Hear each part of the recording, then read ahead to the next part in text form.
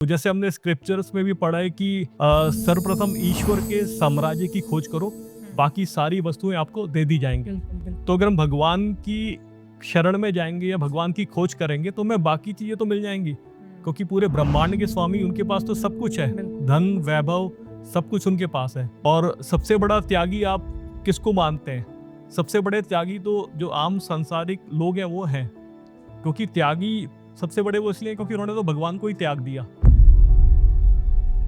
हमारे जीवन में परेशानियां, कठिनाइयां हमेशा रहेंगी, और एक आदमी जब आध्यात्म की ओर चढ़ता है, जब चलता है आगे, तो उसके जीवन में और ज्यादा आती है। जो ध्यान करना सबसे सरल है और साथ ही साथ सबसे कठिन भी है। वो इसलिए कि आपको ना किसी चीज को खोना नहीं है, आपको सिर्फ अपने आप को खोना है। क्योंकि संसार में आप जाएंगे तो आपको 10 चीजें डिस्ट्रैक्ट करेंगी। पहाड़ों से हमें ये सीखने को मिलता है कि एक तो अपरिवर्तनीय है। आप जाएंगे पहाड़ में, जो आपको दिखेगा तो जो पहले हजारों साल से थे वही चीज आपको दिखेगी। बिल्कुल बिल्कुल। तो जो एक स्थिर है और वो वहीं पे उसमें स्थिरता थी। का फ्रेम तो मैं जब देखने गया तो मेरा ऊपर ध्यान था, कॉन्ट्रैक्टर कहता कि सर आप ये देखो यहाँ लाइट्स कैसे लगेगी, तो मैं नीचे प्लैंक हिले, मैं वहाँ पे गिरा, तो मेरा जो राइट हैंड था ये पूरा डिटैच हो गया, अलग हो गया, और यहाँ पे मेरी आईब्रोज के यहाँ पूरी चोट आई। तो वानप्रस्थ में जब हमने देखा कि वहाँ पे फॉरेस्ट में जो फायर काफी होती है, पहाड़ों में जो जंगलों में आग लगती है, बिल्कुल। तो हमारे ऐसी फाउंडेशन स्टार्ट हुआ, तो हमने वहाँ पे 1000 पेड़ का संकल्प किया, तो हमने पेड़ लगाए वहाँ पे। बहुत सारे लोग हैं, बिकॉज 90% जो आज का यूथ है वो स्ट्रेस्ड है काम की वजह से, बहुत सारी चीज़ों की वजह से। तो उनको क्या मैसेज देना चाहोगे आप? बी कामली एक्टिव, एक्टिवली काम। योगी कथा अमृति ऑटोबायोग्राफी ऑफ ए योगी आपने अगर पढ़ी है तो आज के युग में हम देखा जाए तो जो विराट कोहली है, विराट कोहली ने इस बुक को काफी सराहा। उन्होंने कहा कि ये एक ऐसी किताब है जिसने मेरे जीवन को बदल दिया। विराट कोहली क्यों, हम रजनीकांत जो है साउथ के सुपरस्टार, उन्होंने इस पुस्तक से प्रेरणा पाई।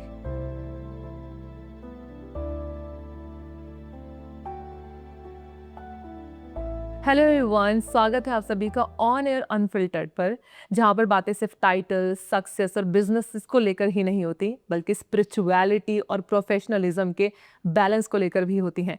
और आज का पॉडकास्ट बहुत ही शानदार होने वाला है, क्योंकि हम बात करने वाले हैं ऐसे इंसान से जिसने इनर पीस और आउटर सक्सेस को दिखाया है कि ये दो चीज़ें अलग अलग नहीं हैं।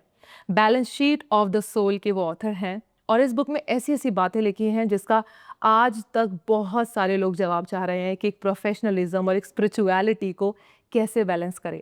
तो आइए जानते हैं सीए डॉक्टर आलोक मिश्रा जी से। Please join me in welcoming CA doctor Alok Mishra ji. Welcome sir. Thank you so much for inviting me here. So sir, आप अपने अर्ली स्टेज के बारे में कुछ बताइए हमें। मेरा जो जन्म दिल्ली में ही हुआ था, और मेरे जो फादर थे वो सेंट्रल गवर्नमेंट में जॉब करते थे, तो हमारी स्कूलिंग दिल्ली में ही हुई है। और जैसा बताया, फादर हमारे गवर्नमेंट जॉब में थे, और जो हमारी मदर थी वो हाउस मेकर थी। तो हम 3 भाई बहन थे, जिसमें से मैं दूसरे नंबर पे था। तो ये मेरा परिचय है। Very nice. तो सर, मुझे बिकॉज मुझे बहुत क्यूरियोसिटी है एक चीज़ को लेकर कि आपने अपना जर्नी एक प्रोफेशनल एनवायरनमेंट से शुरू किया, जो कि हर कोई करता है कि अपना करियर एक पर्टिकुलर किसी भी फील्ड में, किसी स्टडी में, किसी भी चीज़ में जाके वो शुरू करता है। तो आपने जैसे चार्टेड अकाउंटेंट में अपना कदम रखा, तो उसके बारे में कुछ बताइए। ऐसा है कि मेरा जो बड़ा भाई था उसने साइंस ली थी, हम 3 भाई बहन थे। तो मेरा जो रुझान था शुरू से स्पोर्ट्स की तरफ था। मैं फुटबॉल बहुत अच्छा खेलता था। वाह। तो मुझे था कि मैं 10th पास करके टाटा फुटबॉल एकेडमी ज्वाइन करूंगा, और फिर पढ़ाई से दूर दूर का कोई नाता नहीं रहेगा।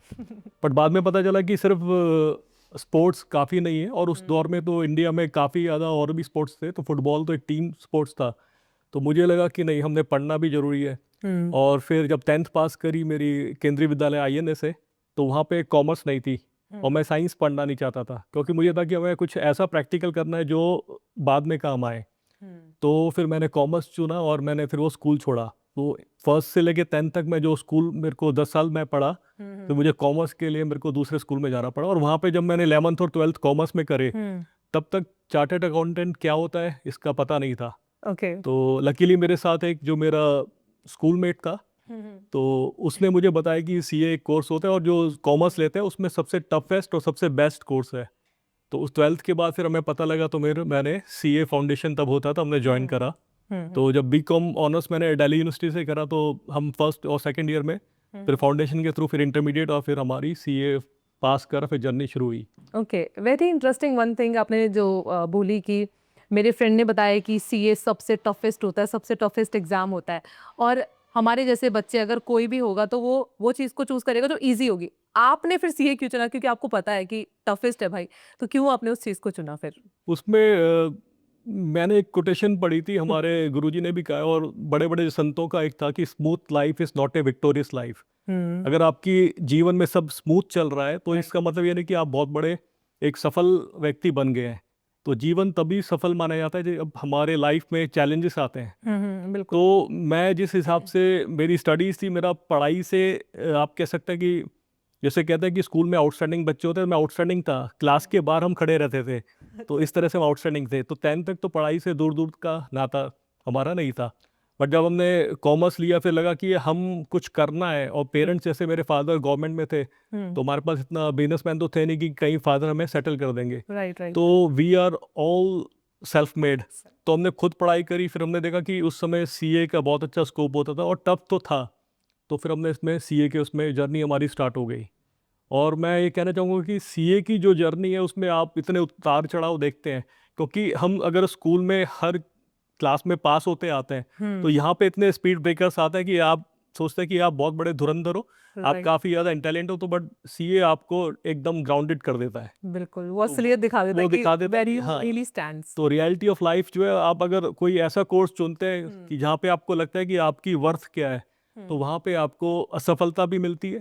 और जब हम असफल होते हैं तब हम किसी हायर सत्ता से जुड़ते हैं। अगर जीवन में सब कुछ अच्छा चलता रहता है तो हम भगवान को भूल जाते हैं, सही। और जब दुख आते हैं तो हमें लगता है कि नहीं, कोई और भी है। बिल्कुल बिल्कुल तो ऐसे हम फिर कनेक्ट होते हैं। राइट। सो जैसे आपके दोस्त ने आपको बताया कि मतलब ऐसा एक कोर्स है, आपको नहीं पता था क्योंकि कुछ भी कि क्या करना है आगे। लेट्स सपोज अगर मैं आपसे आज पूछूं, बिकॉज मैं भी, आप एक एक्सपीरियंस पर्सन है, और मैं खुद के लिए अगर आज आपसे पूछूं कि मैं ऐसा क्या करूं जिसमें मैं एक्चुअली चुनौतियों को देख पाऊं या कठिनाइयों को देख पाऊं, तो ऐसा क्या मुझे करना चाहिए अभी के टाइम पे जो मेरे को रियलिटी से वाकिफ करा दे? देखिए, जो यंगस्टर है या जो आगे कुछ करना चाहते हैं, मैं यही कहता हूँ कि आप जिस काम में आपको प्रसन्नता मिलती है, आप अंदर से खुश हो वो काम करो। यानी कि जैसे मेरा बेटा है, वो भी बीटेक कंप्यूटर साइंस कर रहा है। ओके। तो मैं चाहता तो उसको, मैं प्रैक्टिस करता हूँ सीए की, मैं चाहता कि वो भी मेरा आगे काम संभाले, सीए में आ जाए, बिल्कुल बिल्कुल। और वो कर भी लेता। बट उसका रुझान उसमें नहीं था, तो मैंने उसको ज़बरदस्ती उसमें नहीं धकेला। तो मेरा है कि जो आदमी जिसके लिए बना है उसको वही करना चाहिए। बिल्कुल सही बट बात। मैं अपने लिए कहता हूँ कि मैं खुद इस प्रोफेशन के लिए नहीं बना, क्योंकि स्पिरिचुअलिटी और सीए में कोसों दूर है। एक ईस्ट और एक वेस्ट है। राइट, क्योंकि बिल्कुल। स्पिरिचुअलिटी में आपको कहते हैं कि मोह माया को हमने छोड़ना है और ईश्वर की तरफ बढ़ना राइट है। राइट। और यहाँ पे सीए का काम फाइनेंस है, मनी है। बिल्कुल तो मैं जब आया तो मुझे बड़ा विरोधाभास लगा कि मैं कहाँ पे फंस गया। बिल्कुल। और दूसरा, मेरे साथ ये शुरू से दिक्कत थी कि जब मैं फर्स्ट मेरी जब सीए करने जॉब में गया, तो मेरा जो इंटरव्यू ले रहे थे, उन्होंने मुझे यही बोला कि आप अगर एज ए एम्प्लॉय ज्वाइन करते हैं और हमारा इनकम टैक्स में कोई केस लगा है, ओके। और आप उसको कैसे करेंगे। तो मैं समझ गया कैसे का क्या मतलब है, क्योंकि जो डिपार्टमेंट में तब या अभी भी जो चलन था, तो मैंने कहा मैं तो मेरिट में ही करूँगा, क्योंकि बिल्कुल हम एथिकल थे, हमने कुछ गलत काम करना नहीं था। हाँ हाँ। तो उन्होंने कहा नहीं, बट अगर हमारे केस में वीकनेस है और वो कुछ आपसे डिमांड करेगा, तो मैंने कहा मैं तो बिल्कुल उसको एक्सेप्ट नहीं करूँगा। बिल्कुल। तो वो चाह रहे थे कि मैं जवाब दूं कि मैं जो वो कहना चाह रहे हैं मैं करूं और वो मुझे जॉब दे दे, क्योंकि सारा इंटरव्यू क्लियर हो गया था, बस उस चीज़ में वो अड़ गए थे कि ये एक बार बोल दें तो मैं इनको हायर कर लूं। तो मैंने कहा नहीं, और फिर मैंने सोचा कि अगर मैं जॉब में जाऊंगा तो मुझे अनएथिकल बनना पड़ेगा, क्योंकि जो मेरे को सैलरी दे रहा है तो मुझे उसका गुलाम बनना पड़ेगा। बिल्कुल बिल्कुल। तो मैंने कहा मैं एक अपना अलग से रास्ता चुनूंगा, और फिर मैं वहाँ से, मेरी 2002 में सीओ हुआ, तभी से प्रैक्टिस में आ गया। तो ओके इस तरह अभी 23 साल से मैं प्रैक्टिस कर रहा हूँ। Okay okay. So like if I talk about the professional journey जिसकी अब हम बात कर ही रहे हैं, तो जो आपका प्रोफेशनल जर्नी रहा है, लाइक आपने पहले सीए किया, मतलब कोर्स किया, ऑब्वियसली आपने वो डिग्री ली, एंड देन उसके बाद you succeed. After that professional journey कैसी रही आपकी? कहाँ कहाँ किस किस एरियाज में आपने काम किए, वो कैसे रहे? देखिए, हर चीज़ के लिए गुरु कृपा बहुत ज़रूरी होती है। तो मैं उसमें ऐड करना चाहूँगा कि जब मेरा सीए की जर्नी 2002 में स्टार्ट हुई, और उसी जनवरी 2002 में मेरी एक आध्यात्मिक यात्रा भी स्टार्ट हुई। तो जैसे मैं जुलाई 2000 में मैंने Yogi Kathamrit, autobiography of a Yogi by Paramahansa Yogananda, ये पुस्तक पढ़ी। बिल्कुल सर। तो इस I have read पुस्तक about ने it. मेरी लाइफ में, क्योंकि उस दौर में हम असफल भी हो रहे थे, क्योंकि सीए का रिजल्ट जब आया तो पता चला कि हमें अब दोबारा देना पड़ेगा, वही चीज़ दोबारा पढ़नी है। तो मन में था कि हम कैसे इसको पढ़ेंगे, और सब कुछ हम पढ़ के एग्ज़ाम देने आते थे, अब कितना और पढ़ें। मतलब वो कहते हैं ना कि इस रात की सुबह नहीं, वो था ये कब ख़त्म होगा। तो उस समय हम पढ़ाई ही पढ़ाई करते रहते थे, तो हमें लगा कि नहीं, कुछ और भी हमें देखना चाहिए। बिल्कुल। तो जुलाई 2002 में मुझे रेफ़र किया कि आप ये पुस्तक पढ़ें, autobiography of a Yogi by Paramahansa Yogananda. तो उस पुस्तक ने ये दिखाया कि सब कुछ हमारे भीतर है। हम जिस चीज़ को बाहर ढूंढते हैं वो हमारे भीतर है।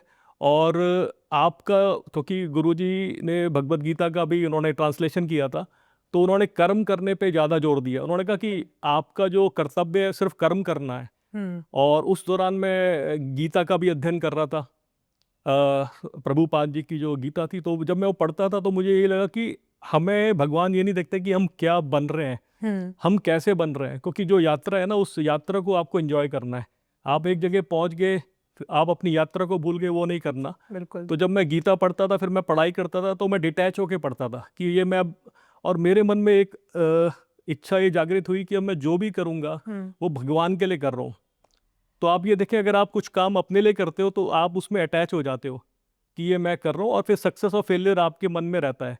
बट आप जो भी कर्म करते हो, आप सोचते हो कि ये तो मैं ईश्वर के लिए कर रहा हूँ, तो आप एक डिटैच भाव से उसको करते हो। एक चीज़ मैं पूछना चाहूँगी सर, मतलब I am sorry I am interrupting you. जो आपका मतलब एकदम से सीए आपने मतलब स्टडीज़ की, then you came into this professional life, फिर आप एकदम से भगवान की तरफ जो झुकाव है आपका, वो कैसे हुआ? क्योंकि ऐसे तो नहीं होता है, किसी के साथ कोई ऐसा किस्सा होता है, कोई ऐसी बात हो जाती है, तब जाके हम भगवान में बिलीव करना शुरू करते हैं। सो आपके लिए ये चीज़ कैसे रही? उसके लिए मैं ये कहूँगा कि जो मैंने सीए का कोर्स चुना, क्योंकि सीए के कोर्स में जब असफलता मिलती है तो हम कहीं ना कहीं सोचते हैं कि इससे परे भी कोई सत्ता है बस। जो हमारे जीवन को चला रही है। राइट। क्योंकि मैं अब खुद अपने लिए कहता हूँ कि मैंने 100% पूरे एफर्ट्स करे। जब रिजल्ट नहीं सही आया तो फिर मैं जनवरी 2002 में जब मैंने क्रिया योग की दीक्षा ली रांची आश्रम में योगदा सत्संग के, तो उसके बाद मेरे लाइफ में ये बदलाव हुआ कि मैं सब कुछ वैसा ही था। मैं जो पहले पढ़ता था वही अभी भी पढ़ रहा था। बिल्कुल। बट मेरा जो, मैं उससे डिटैच हो गया। जो हम फल की अभिलाषा करते हैं ना, कि मैं ये कर रहा हूँ तो मुझे ये मिलेगा, मिलेगा, राइट। तो वहाँ पे एक बिजनेस शुरू हो जाता है कि मैंने आपको इतने रुपए दिए तो मुझे ये प्रोडक्ट चाहिए। तो एक्सपेक्टेशन। मेरे एफर्ट्स थे वो थे, बट मुझे था कि जब प्रभु की इच्छा होगी तो मैं उसमें पार पा जाऊंगा, सीए कर लूंगा। और वो हुआ जब मैंने जनवरी 2002 में दीक्षा ली और मई में एग्ज़ाम दिए, तो जुलाई 2002 में मैं सीए बन गया। वाह, नाइस। तो ये जो दीक्षा आपने दी, तो ये आपके खुद के अंदर का विचार था या फिर किसी ने आपको इसके लिए प्रभावित किया कि आपको इस तरफ जाना चाहिए? इसका तो है कि ये सब प्रारब्ध में होता है, हमारा जो डेस्टिनी है। क्योंकि हम ये सोचते हैं कि ये हमारे गुरु है, बट गुरु हमारे पिछले जन्मों से होते हैं और इस जन्म में हमें ढूंढ लेते हैं। तो हो सकता है कि वो कभी आपको जल्दी मिल जाए, कभी बाद में मिले। तो और मैं कुछ खोज रहा था, तो उस खोज में मेरे को जब पता चला, जब मैंने योगी कथामृत पढ़ी, और शायद ये सेकंड पुस्तक थी जो मैंने स्पिरिचुअलिटी में पढ़ी थी, इससे पहले मैंने रामकृष्ण परमहंस जी की भी पढ़ी थी। तो बट इस पुस्तक ने मुझे इसलिए आकर्षित करा कि इसमें ना गुरुजी ने ये बोला कि आप में और योगानंद में सिर्फ एक ही फ़र्क है। मैंने प्रयास करा और ईश्वर मेरे पास आ गए। उन्होंने ये नहीं कहा कि मैं बहुत बड़ा संत था, मैं बहुत ध्यान करता था, इस ईश्वर को आना पड़ा। तो हमारे और जो सदगुरु हैं उनके बीच में एक ही अंतर होता है, वो है प्रयास का। सो सर, जो नई जनरेशन है, जो आजकल के बच्चे हैं, लाइक मैं अगर अपनी ही भी बात करूँ, मेरे आसपास के जो लोग हैं, हम लोग बहुत सारे एफर्ट्स करते हैं, हम लोग बहुत सारी मेहनत करते हैं, फिर असफल हो जाते हैं। लेकिन हम लोगों का यूजुअली, जैसे आपका ध्यान, आपने बोला कि जब असफलता मिलती है तो हमें पता चलता है कि एक और तरफ है जहाँ पे कुछ अच्छा है, एक और सत्ता है। सो आजकल का जो यूथ है वो इस चीज़ के बारे में नहीं सोचता है, राइट? कि अगर मैं आज अनसक्सेसफुल हो गई तो मैं शायद मेरा भगवान के प्रति ध्यान ना जाए, मैं बस इतना बोलूँगी, भगवान तू क्या कर रहा है मेरे साथ ये।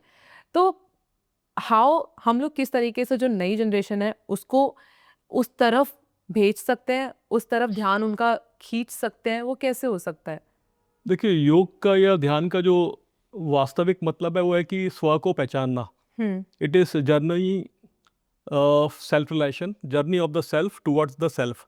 हमें सबसे पहले अपने आप को पहचानना है, और हर जो व्यक्ति है उसमें अपनी अपनी प्रतिभा छिपी हुई है।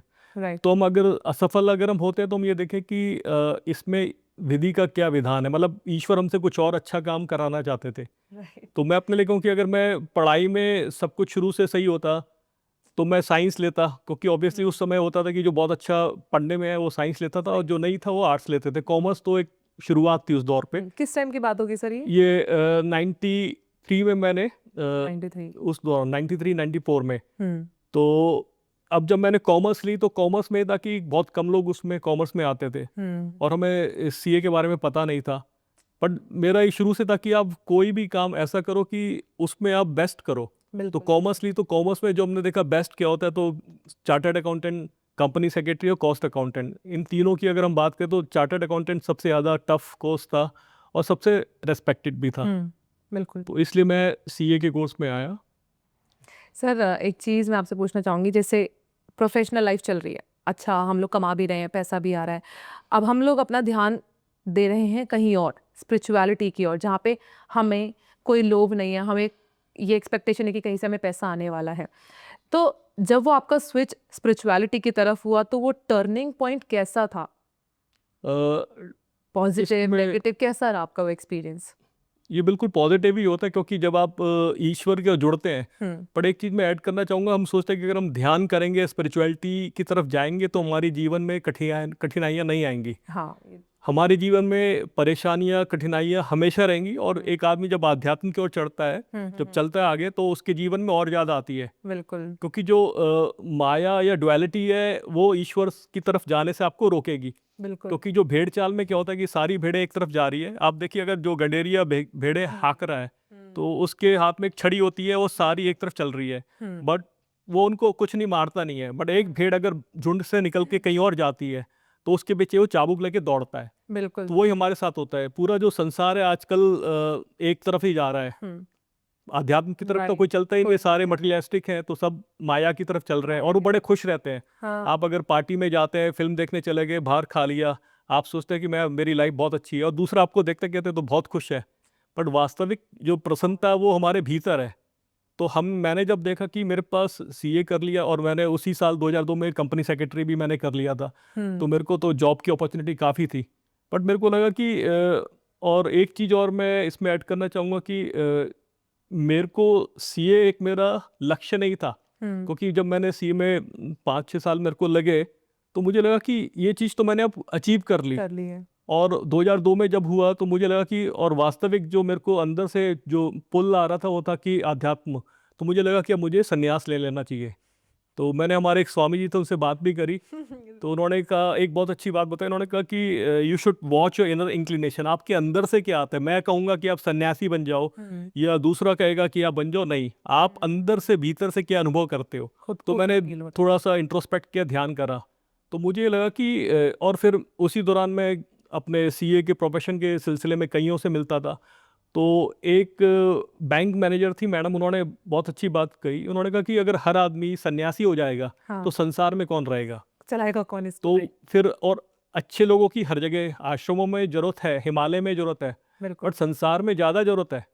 क्योंकि हमें तो एक रोल मॉडल बनना है। अगर हर आदमी यहाँ से छोड़ के चले आएगा, तो जैसे गुरुजी ने कहा कि हर आदमी हिमालय में चले जाएगा, तो हिमालय में हमें एक कॉलोनी बनानी पड़ जाएगी, सारे लोग वहीं भागेंगे, बिल्कुल बिल्कुल। तो यहाँ तो फिर खाली हो जाएगा। काटने पड़ेंगे वो तो। तो इसीलिए मेरे को लगा कि सबसे जो उत्तम रास्ता है वो है बैलेंस का, संतुलन का। संतुलन। तो वही balance sheet of the soul है। Balance sheet of the soul, मतलब I was just thinking about this because मैं भी एक बीकॉम लाइक मैंने किया है, मैं कॉमर्स स्टूडेंट हूँ। और मतलब जब हम ट्यूशन में होते थे, हम लोग जब बैलेंस शीट मैच कर रहे थे, हमारी बैलेंस शीट नहीं मैच हो पाती थी। उसमें इतने एफर्ट करने पड़ते थे कि बस कैसे वो एक फिगर मैच हो जाए दोनों तरफ का।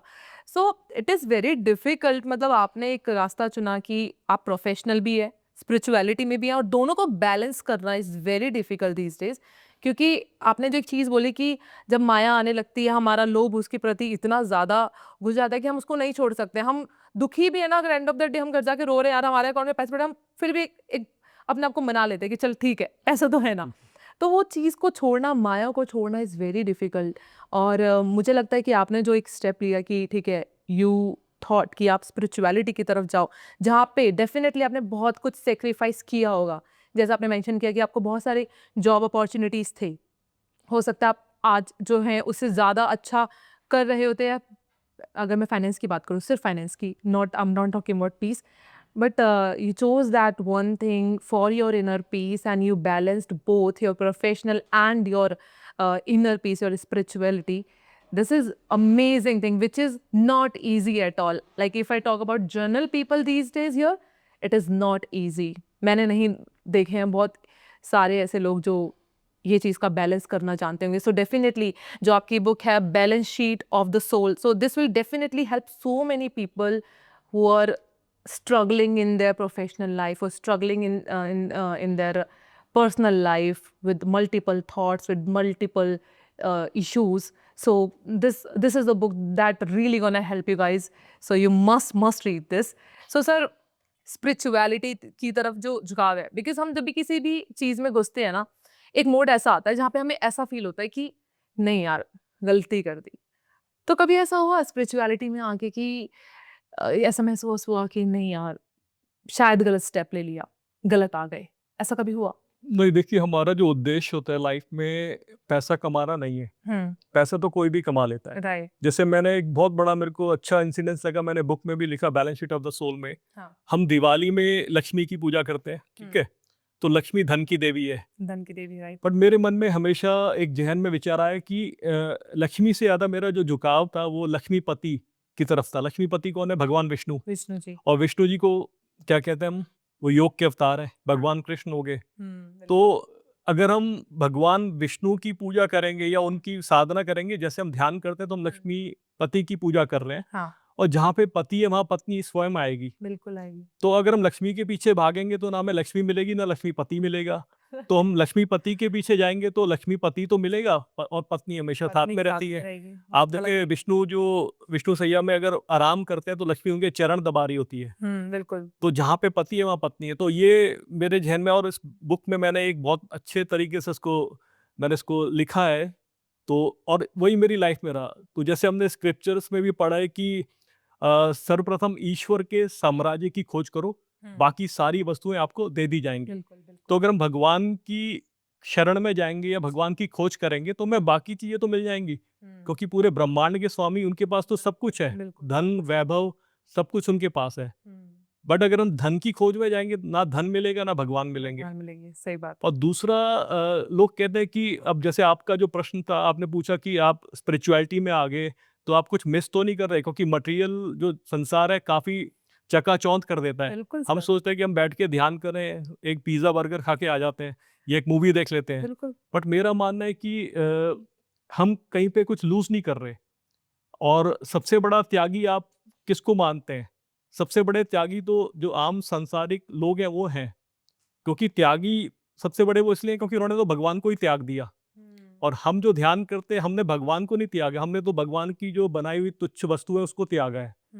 तो सबसे बड़े त्यागी तो मैं कहता हूँ कि जो लोग हैं वो सबसे बड़े त्यागी हैं, वंदनीय है, क्योंकि उन्होंने तो सबसे बड़े ही जो भगवान को ही त्याग के बैठे हुए हैं. आजकल कितने लोग भगवान का ध्यान करते हैं. हम मंदिर में चले जाते हैं बट हमारा ध्यान होता है कि भगवान हमें ये दे देना, हमें कुछ पास करवा दो, जॉब लग जाए.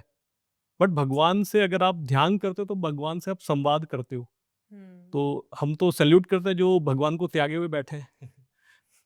क्योंकि भगवान का पूरा फोकस उन लोगों पर है जो तुच्छ वस्तुओं को त्याग के उन पर फोकस वो उनके खिलौनों से ही खुश होके बैठे हैं. और राइट. भगवान ने कहा चलो आप इसी में मस्त रहो, बाकी जो असली जो स्वाद है जो जीवन का, वो कुछ विरले लोग हैं जो ध्यान योगी है या जो ध्यान साधना कर रहे हैं उनको प्राप्त हो रहा है. बिल्कुल.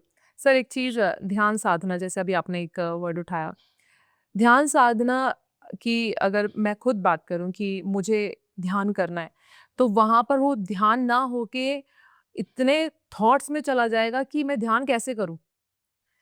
जब हम ध्यान करने बैठते हैं हमें माइंड को शांत करना पड़ता है, उसी टाइम हमारे दिमाग में 100 थॉट्स आते हैं कि मैं ध्यान कैसे करूं. तो वो चीज़ को बैलेंस, उस चीज़ को कैसे एडजस्ट करें, कैसे बैलेंस करें कि एक्चुअल में जब हम ध्यान पे बैठे हैं तो हम उस टाइम बिल्कुल शून्य हो जाएं. आप मुझे थोड़ा सा बताइए कि ध्यान एक्चुअल में है क्या? देखिए इसमें क्या है कि हम जो ध्यान करते हैं क्रिया योग है और उसको राजयोग भी कहते हैं. ओके. क्योंकि राजयोग इसलिए कि ये सबसे भगवान कृष्ण ने भी भगवत गीता में इसका वर्णन किया है. तो इस क्रिया योग में हम क्या करते हैं कि क्योंकि हम संसार में रहते हैं तो हमें श्वास जो हमारी ब्रीदिंग है, ब्रेथ है, हमें लेनी है. राइट. बट आप ये देखें कि जब हम रेस्टलेस होते हैं तो हमारी ब्रीदिंग बहुत फास्ट हो जाती है. हम्म आप गौर करिए, जब आप जैसे मैं अभी आपके स्टूडियो में ऊपर आया तो हाँ। मैं सीढ़ी चढ़कर आया, हम्म तो जब सीढ़ी चढ़ के सेकंड फ्लोर में आया तो मेरे को लगा कि मेरी जो इसकी ब्रेथ है काफ़ी फास्ट है। जब मैं यहाँ 2 मिनट बैठा शांति से तो काम एंड क्वाइट हो गई। तो क्रिया योग में जब आप बैठते हो, हमारा जो सारा जीवन दौड़ भाग में निकल जाता है। तो ध्यान में आप बैठते हो, आप जमीन में बैठ के करो या चेयर में बैठ के करो, आपको स्पाइन स्ट्रेट रखनी है। ठीक है। आपकी जो स्पाइन स्ट्रेट है, क्योंकि उसमें हमारी ऊर्जा जो है, हमारे चक्रास है, जो हमारे सेंटर्स हैं, प्लस आपको ये ध्यान करना है कि आपका जो फोकस है वो आईब्रोज के बीच में है। इसको कुटस्थ चैतन्य कहते हैं। ओके। तो ये बेसिक जो प्रिंसिपल्स है, आप उसको फॉलो करेंगे तो एक तो आपको डिस्ट्रैक्शन नहीं होगा। दूसरा क्या है कि जो ध्यान करना सबसे सरल है और साथ ही साथ सबसे कठिन भी है। वो इसलिए कि आपको ना किसी चीज को खोना नहीं है, आपको सिर्फ अपने आप को खोना है। क्योंकि संसार में आप जाएंगे तो आपको 10 चीजें डिस्ट्रैक्ट करेंगी। बिल्कुल तो आपको एक तो उसकी जो कॉर्ड है उसको काटनी है। तो जो हमारी जो श्वास है, हम जो ब्रेथ लेते हैं, हम्म तो ब्रेथ और माइंड और सोल का कनेक्शन है। तो हम्म अगर हमारी जो श्वास या ब्रेथ हमारी काम एंड क्वाइट होगी, स्लो होगी, डीप होगी, तो हमारा माइंड भी कामनेस प्रोड्यूस करेगा। बिल्कुल बिल्कुल। और माइंड काम और पीसफुल होगा तो आपकी जो सोल की जर्नी है, जैसे balance sheet of the soul में क्या है, हमारे एसेट्स और लाइबिलिटीज होते हैं, जैसे हम बैलेंस शीट बनाते हैं। बिल्कुल तो लाइबिलिटीज क्या है कि आप लेके चले सिंपल, उसमें लाइबिलिटीज हमारी नेगेटिव चीजें हैं। बिल्कुल। एंगर हो गया, जेलसी हो गया, हेट्रेड हो गया, पॉजेसिवनेस हो गया, मेरे पास इतना है, ग्रीड हो गया। बिल्कुल तो ये सारी नेगेटिविटी है। और एसेट्स क्या है हमारे?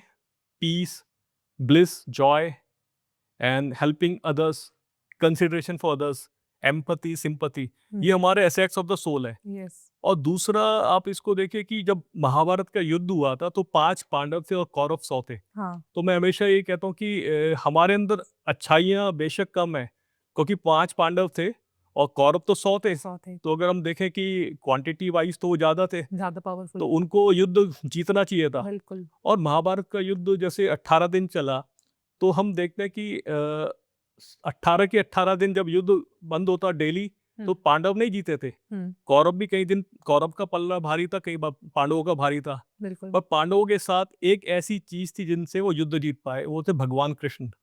तो भगवान कृष्ण यानी कि भगवान कृष्ण क्या रिप्रेजेंट करते हैं? गुरु को रिप्रेजेंट करते हैं। गुरु। तो अगर हमारा गुरु हमारे साथ है, बिल्कुल। और आप देखिए कि जब ये कौरव और पांडवों से दोनों भगवान कृष्ण का संबंध था, तो जब दुर्योधन गए उनसे हेल्प मांगने भगवान कृष्ण से, तो अर्जुन भी गए थे। तो अर्जुन उम्र में उनसे छोटे थे और अर्जुन पहले आके उनके चरणों में हाथ जोड़ के खड़े थे। बिल्कुल बिल्कुल। और वो कृष्ण जी सो रहे थे, और जब दुर्योधन बाद में पहुंचा, नहीं दुर्योधन पहले पहुंच गया था, बट वो उनकी कुर्सी के पास जाके बैठ गए सिराने की तरफ, और अर्जुन हाथ जोड़ के उनके चरणों में थे। तो जब भगवान श्री कृष्ण की नींद खुली तो उन्होंने सामने अर्जुन को देखा, क्योंकि वो सामने थे, पीछे वाले को तो बाद में देखा। बिल्कुल बिल्कुल। तो अब यही हुआ कि इन्होंने, भगवान कृष्ण ने बोला कि अर्जुन को, एक तो छोटा भी उम्र में और पहले मैंने उनको देखा, तो उनको मांगने दो। तो अर्जुन ने कहा कि भगवान मुझे कुछ नहीं चाहिए, मुझे आप चाहिए। और फिर जो पूरी भगवान कृष्ण की नारायणी सेना थी, क्योंकि भगवान ने कहा था कि मैं युद्ध में कोई शस्त्र नहीं उठाऊंगा, मैं निहत्था लड़ूंगा। बिल्कुल। तो दुर्योधन ने सोचा कि कृष्ण अगर बिना हथियार के शस्त्र से तो बेकार है, इनसे मेरा क्या काम होगा। तो उन्होंने सारी सेना भगवान कृष्ण की ले ली, नारायणी सेना, जिसमें लाखों सिपाही और सैनिक थे। बट अर्जुन को पता था कि अगर गुरु यानी कि भगवान मेरे साथ हैं तो ये युद्ध मेरे लिए कोई बड़ी बात नहीं है। तो हमें वही करना है कि हमें संसार की जो सुविधाएं हैं वो हमें अपनी तरफ आकर्षित करेगी, बट हमें उनको छोड़ना नहीं है। जैसे balance sheet of the soul में क्या है कि इसमें आपको कुछ छोड़ के नहीं जाना, आपको अपने आप को ही खोना है। आपको जहां पर आपको भगवान ने रखा है, आप संसार में एक गृहस्थ के तौर पे काम करते रहो बिल्कुल और अपना ध्यान भी करते रहो। बिल्कुल। एक चीज मुझे आपसे पूछनी थी सर, अगर जो वर्किंग लोग हैं, मैं जैसे वर्किंग हूँ, तो हमारे पास दिन में हमें शायद 7 से 8 घंटे मिलते हैं, जिसमें सिर्फ हमें सोने का टाइम मिलता है, सोने का वक्त मिलता है। तो कितनी देर का ध्यान ज़रूरी है या इनफ है कि हम एक लाइफ को मेंटेन या बैलेंस कर सकते हैं? मतलब होता है ना कि दिन में एक टाइम आपको ध्यान करना चाहिए, तो ये वो ध्यान का ड्यूरेशन क्या होना चाहिए, मिनिमम टू मिनिमम? देखिए, इसमें तो है कि आप पानी में जितना गुड़ डालेंगे उतना मीठा पानी होगा, एक तो ये है। बट बिल्कुल अगर हम हर एक को कहेंगे कि आप 1 घंटा 1.5 2 घंटा ध्यान करेंगे तो सारे भाग जाएंगे, बिल्कुल। क्योंकि मेन समय के लिए सारा लोगों को भागा भागी है कि हमें समय नहीं मिलता। तो इसमें कि आप शुरुआत तो आपको करनी पड़ेगी, तो आप सुबह 10 मिनट आप उठे और 10 मिनट आप मौन का अभ्यास करिए। आप कुछ भी ना करिए, आप जो भी अपने काम कर रहे हैं उसमें आप शांति, शांति ये नहीं कि आपने किसी से बात नहीं कर रहे, आपकी इनर शांति, अंदर से आपके थॉटलेसनेस आपका चल रहा है, कोई विचार आपके मन में नहीं है। वो तभी होगा जब आप, जैसे मोबाइल है, मोबाइल छोड़ दीजिए 10 मिनट के लिए उठ के, बाकी अपना काम करिए। जब आप तैयार हो रहे हैं ऑफिस जाने के लिए, उसमें भी आप देखिए कि आपके भीतर एक शांति का अनुभव कर रहे हैं। जब आपको ये शांति कार्यों के दौरान महसूस प्रतीत होगी, तो आपका मन करेगा कि जब इस शांति में कितना आनंद है, तो आप धीरे धीरे अपना उसका समय भी उसमें देंगे। हम उसी चीज को समय देते हैं जिसमें हमें आनंद आता है, आनंद आता अच्छा है। लगता है। राइट। तो जब आपको ध्यान से आपको आनंद आने लग जाएगा, तो आप बाकी चीजें छोड़ देंगे। लेकिन सर पता है क्या होता है कि दिन शुरू हुआ नहीं कि सुबह से बॉस ने ये कहा लेट पहुंचने के लिए, मतलब टाइम से नहीं पहुंचे तो क्या होगा, जल्दीबाजी, मतलब बहुत सारे मल्टीपल थॉट्स सुबह उठने से ही हमारे मन में चलते रहते हैं। सो वो चीज़ को एक नॉर्मल लेवल पे लाना कैसे पॉसिबल है कि सुबह ही हमारी ऐसी हो कि शांति से जाए, हमें काम करने में मज़ा आ रहा है, हम कपड़े हम तैयार हो रहे हैं तो हमारे दिमाग में कुछ और चीज़ें नहीं चली, हमें आनंद आ रहा है। ये कैसे पॉसिबल है सर? देखिए, आपने जैसे कहा कि हम लेट पहुंचेंगे तो बॉस से डांट पड़ेगी। राइट। तो अब ये देखिए कि जिसने पूरी सृष्टि बनाई, हमें भगवान ने यहाँ पे भेजा है, हाँ, तो हमारा सुपर बॉस तो भगवान ही है। Super boss. बट उसने कभी हमसे ना हमें डांटा, ना कभी बोला कि आप बैठ के ध्यान करो या मेरी पूजा करो। बिल्कुल। तो जिसने इस संसार में भेजा, और आप देखिए जब कोविड आया था, तो कोविड में सबसे ज्यादा जो ऑक्सीजन की मारामारी थी, हुँ। हम सिलेंडर लेके जा रहे हैं और लोगों को बचा रहे हैं, और उसके बावजूद लोग नहीं बच पा रहे थे, क्योंकि बिल्कुल। सारा सबका ऑक्सीजन वो डाइल्यूट हो गया था। बिल्कुल। बट भगवान जन्म से लेके अभी तक हमें फ्री में ऑक्सीजन दे रहा है, हमने कभी उनका धन्यवाद नहीं करा, ग्रेटिट्यूड नहीं है। बिल्कुल। तो असली हमारे जो बॉस हैं वो तो ईश्वर है, क्योंकि आप अगर जॉब कर रहे हैं, बिजनेस कर रहे हैं, ईश्वर की शक्ति आपके भीतर है तभी कर रहे हैं। बिल्कुल कल सर। को जैसे हम एक बार बार एक बात बोलते हैं कि जैसे हमारा इनकम टैक्स में कभी केस होता है, कोई हम कोर्ट में जाते हैं तो कोर्ट से समन आता है। समन मीन्स कोर्ट जज आपको बुलाएगा कि आपको कोर्ट में आके या तो विटनेस देना है, या आपने अगर कोई डिफॉल्ट कर रखा है आपको पेश होना है। बिल्कुल। तो ईश्वर का जो समन है, डिवाइन समन कहते हैं। सपोज ईश्वर ने कहा कि आपको जो समय दिया था वो खत्म हो गया, क्योंकि हम आज हैं कल हैं हमें नहीं पता, कल अचानक हमें चल देना पड़े। तो अगर डिवाइन समन हमें मिल गया कि आपको कल जाना है और हमें पता ही नहीं, तो हम तो सबको यही छोड़ छाड़ के ही जाएंगे ना, हमें कुछ लेके तो जाना ही नहीं। बिल्कुल, तो जिसने हमें भेजा उसके लिए हमें कुछ तो काम करना चाहिए, और सिर्फ 10 मिनट 24 घंटे में सिर्फ आपको सिर्फ 10 मिनट निकालना है। और जब आप 10 मिनट निकालोगे सुबह और शाम को, और दूसरा आपको, मेरा जो मानना है कि जो मेडिटेशन ध्यान है ये एक प्रोसेस है। मतलब आपका सुबह से शाम आप कुछ भी काम कर रहे हो, आपके माइंड में एक इंटरनल मंत्र चलता रहना है कि भगवान मैं ये सारा आपके लिए कर रहा हूँ, और आपके लिए कर रहा हूँ तो मैं अच्छा करूंगा, बिल्कुल। मैं अपने लिए कुछ नहीं कर रहा। तो आपको एक वो प्रोसेस, आपका एक प्रोसेस में अगर आप आ जाएंगे, तो आपका हर काम ईश्वर के लिए हो जाएगा। एक चीज़ सर और मुझे पूछनी थी कि जैसे हमारे हिंदू धर्म में बहुत सारे सभी इंसान के लिए एक अलग-अलग उन्होंने अपने ईश्वर बनाए हुए हैं कि मैं आज शिव जी को मानती हूँ, हो सकता है आप किसी एक भगवान को मानते होंगे।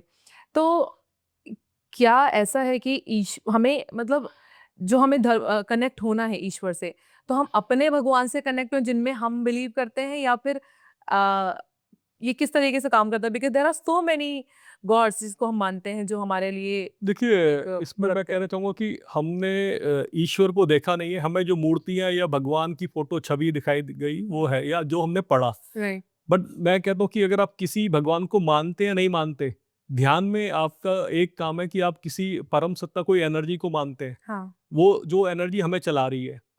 तो ये तो जो, अगर हम भगवान को मानते हैं या नहीं मानते, जो हम ध्यान करते हैं उसका उससे कोई मतलब नहीं है। ओके। हम एक एनर्जी को मान रहे हैं, और हम ये जानते हैं कि हमें किसी ने यहाँ पे भेजा है, और हम यहाँ पे अमर तो हम है नहीं, हमें ये सब छोड़ के जाना है। बिल्कुल। तो और एक 60 70 80 जितना हमारा एक कार्यकाल है, उसके बाद हमें जब जाना है, तो हमें ये देखना है कि ऐसी क्या शक्ति है जो हमें यहाँ पे भेज रही है और वापस बुला रही है। बिल्कुल तो उसके लिए अगर आप ईश्वर को देखो, ईश्वर को अगर हम मानेंगे या नहीं मानेंगे, उससे हमारी क्वालिटी ऑफ लाइफ में कोई फर्क नहीं पड़ेगा। अगर हम भगवान को मानेंगे तो अच्छी बात है, नहीं मानेंगे तब भी भगवान हमें दंड नहीं देते कि आप हमें क्यों नहीं मान रहे, भगवान तो नहीं देते।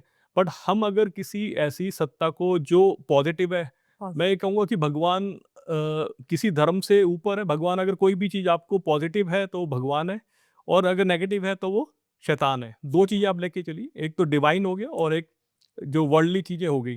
तो अगर आप भगवान की तरफ, पॉजिटिविटी की तरफ चलते हैं, जैसे बैलेंस शीट और सोल में हमने ये नहीं बोला कि असेट्स में हमारे भगवान है या ये है, यहाँ पे राक्षस है, वो नहीं। बट ये जो हमारे कौरव और पांडव हमारे भीतर है। तो जैसे अगर मैं कोई किसी की हेल्प करूंगा तो मैं एक पॉजिटिव चीज़ दिखा रहा हूँ, तो मेरे एसेट्स बढ़ रहे हैं। और अगर मैं दूसरा, अगर मैं बोलता हूँ कि अगर हम इसको इंट्रोस्पेक्ट करके लिखेंगे डेली, अगर हम डेली डायरी अगर बनाते हैं तो हम लिखेंगे कि मेरे में क्या अच्छाई है, और मैं अपने लिए भी कहूँगा कि अगर मैं लिखूंगा तो मेरी अच्छाइयाँ कम होंगी, और हमारे यहाँ जो बुराइयाँ हम देखेंगे उसकी लिस्ट तो बहुत बढ़ती जा रही है।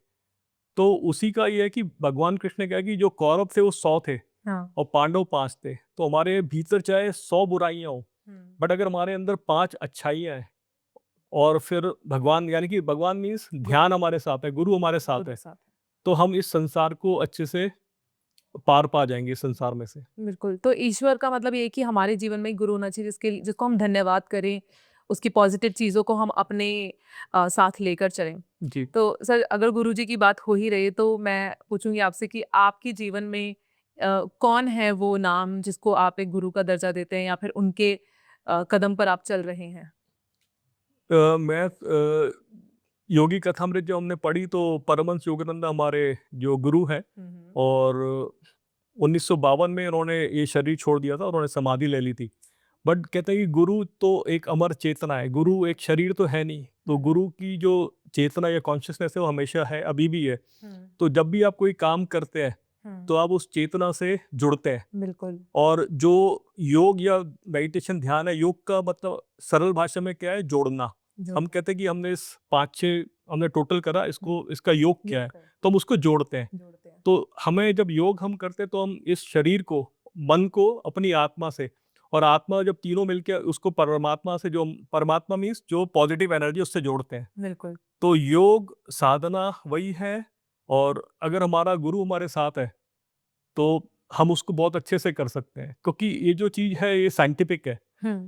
और जैसे साइंस में अगर लैब में 1+1 मैथमेटिक्स है, जैसे 1+1 2 होता है, तो योग में भी अगर आप एफर्ट करेंगे तो रिजल्ट आपके पास आएगा। तो बस आप पे एफर्ट करना है। बिल्कुल। योग की अगर बात करें तो क्रिया योग एक वर्ड है, तो उसी के बारे में मैं आपसे पूछूंगी कि आपके जीवन में क्रिया योग कैसे आया? उससे आप कैसे परिचय हो पाए?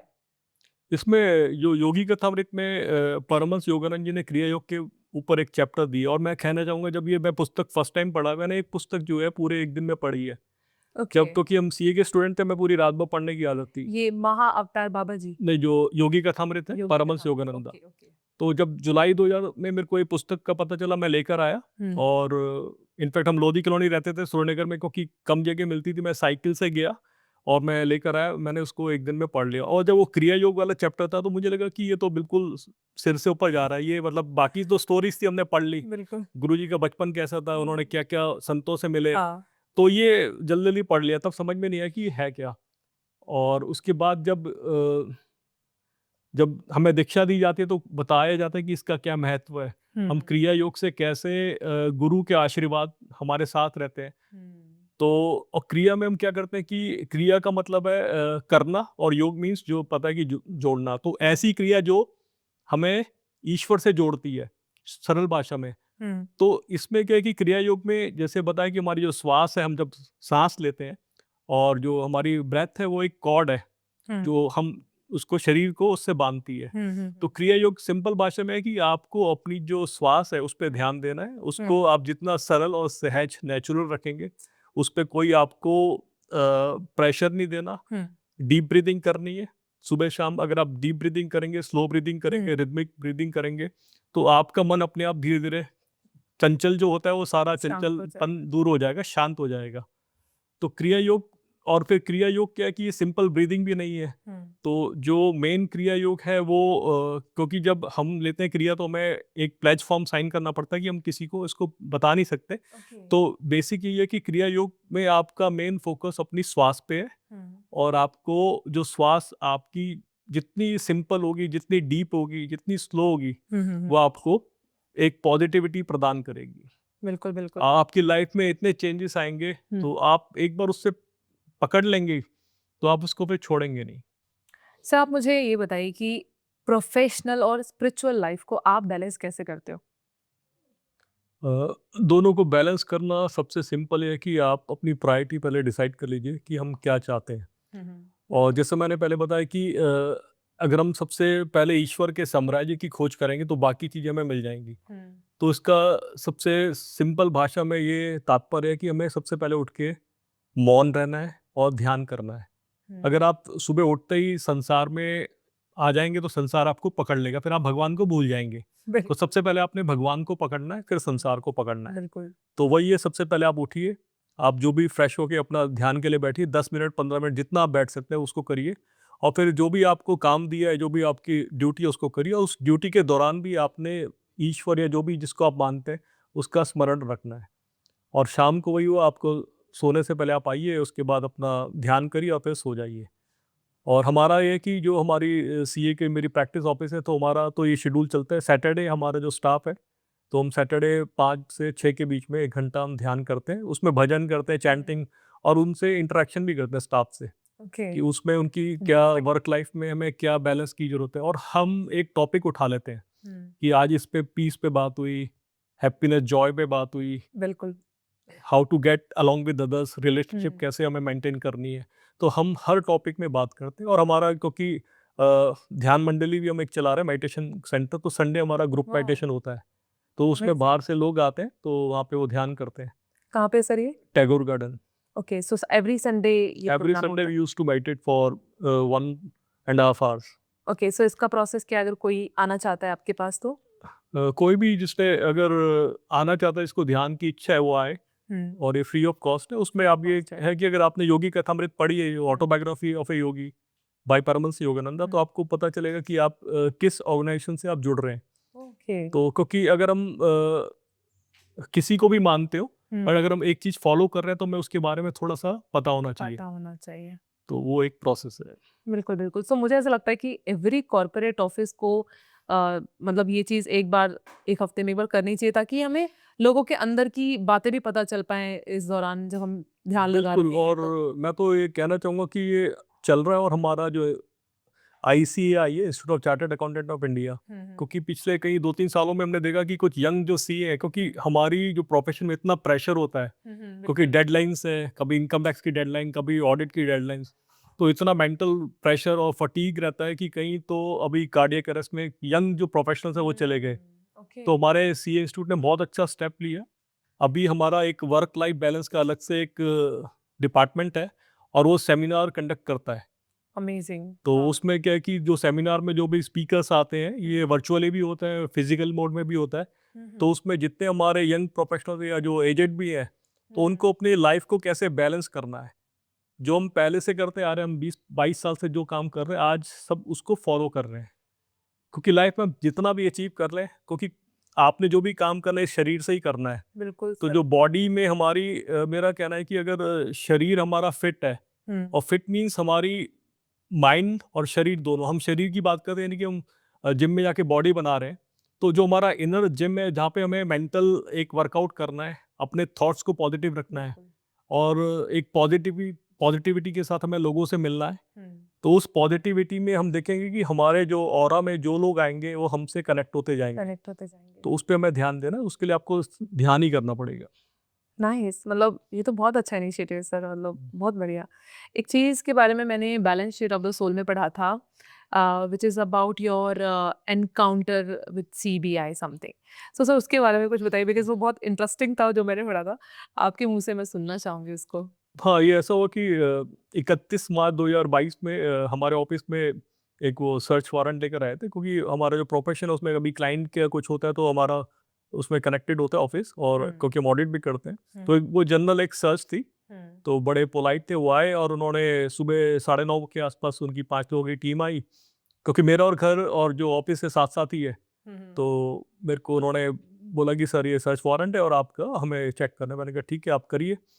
तो अब जो टीम को हेड कर रहे थे, बाकी जो स्टाफ था वो सारे चेक कर रहे थे ऑफिस में, फाइलें देख रहे थे। तो उनका कॉन्वर्सेशन मेरे से स्टार्ट हुआ। ओके। तो उन्होंने कहा कि पीछे सबसे पहले उन्होंने बोला कि मेरे पीछे परमहंस योगानंद जी की फोटो थी, तो उन्होंने कहा ये कौन है? तो मैंने कहा ये हमारे गुरु हैं, योगानंद जी हैं। तो उन्होंने कहा आप क्या करते हैं? मैंने कहा हम ध्यान करते हैं।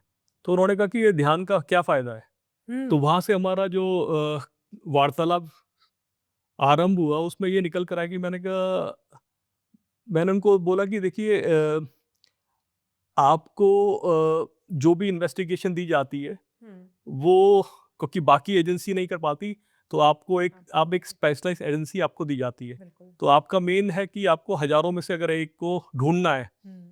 क्योंकि इन्वेस्टिगेशन में बहुत ब्रॉड होती है, बट आपको एक कंसाइज़ और प्रिसाइज़ होना है। बिल्कुल। तो आप कैसे होंगे? तो हम्म। उन्होंने कहा कैसे होंगे? मैंने कहा ध्यान से होंगे। कह रहे ध्यान से क्या फ़र्क पड़ेगा? तो मैंने कहा देखिए टू वुड कटर की स्टोरी एक है जो हमने बहुत बार सुनी है। तो 2 लकड़हारे थे, जंगल में लकड़ी काटने गए। हम्म। तो एक वाइस मैन बैठा था, एक ज्ञानी आदमी था, उसने कहा कि आप लकड़ी काटने तो जा रहे हो, आप अपनी जो धार है इसकी एक्स की, हम्म। उसको कुल्हाड़ी की धार को क्यों नहीं शार्प करते? हाँ। तो कह रहे नहीं हमारे पास इतना टाइम ही नहीं है। तो एक तो चला गया, उसने सीधे एक दिन में उसको सपोज 100 पेड़ काटने थे, उसने काटना शुरू करा और मुश्किल से 50 पेड़ ही काट पाया। हम्म। बट जो दूसरा लकड़हारा था उसने पॉज लिया, उसने उसकी बात को सुना, उसने कहा नहीं जो कह रहे हैं सही कह रहे हैं। उसने आधा घंटा उसकी धार को पहले शार्प करा और उसी 1 घंटे में उसने पूरे 100 के 100 पेड़ काट दिए। तो उन्होंने कहा, तब वो ये बात उनको समझ में आई। तो मैंने कहा हम जब ध्यान करते हैं तो हमारी जो मेंटल शार्पनेस है वो तेज होती है।